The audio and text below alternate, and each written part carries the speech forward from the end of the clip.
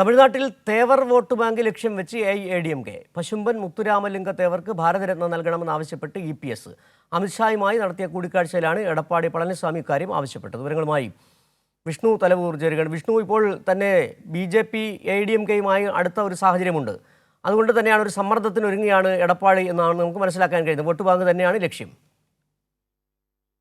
തീർച്ചയായിട്ടും തമിഴ്നാട്ടിലെ Thevar vote bank ലക്ഷ്യം വെച്ചുകൊണ്ട് തന്നെയാണ് ഇപ്പോൾ AIADMK ഒരു നീക്കം നടത്തുന്നത്. ഇന്ന് രാവിലെയോട് കൂടിയാണ് എടപ്പാടി പളനിസ്വാമി അമിത്ഷായുമായി കൂടിക്കാഴ്ച നടത്തിയത്. ഏകദേശം 25 മിനിറ്റോളം നീണ്ടുനിന്ന ആ ഒരു കൂടിക്കാഴ്ചയിൽ തേവർ വിഭാഗത്തിൽപ്പെട്ട അല്ലെങ്കിൽ തേവർ വിഭാഗം ദൈവത്തെ പോലെ കാണുന്ന പശുമ്പൻ മുത്തുമാരിലിംഗ തേവർക്ക് ഭാരതരത്ന നൽകണമെന്ന ഒരാവശ്യം EPS ഇപ്പോൾ അമിത്ഷായ്ക്ക് മുന്നിലേക്ക് വെച്ചിട്ടുണ്ട്. പ്രത്യേകിച്ച് തേവർ വിഭാഗം എന്ന് പറയുന്നത് തമിഴ്നാട്ടിലെ വലിയ കേന്ദ്രം തന്നെയാണ്, അല്ലെങ്കിൽ വോട്ട് ബാങ്ക് തന്നെയാണ്.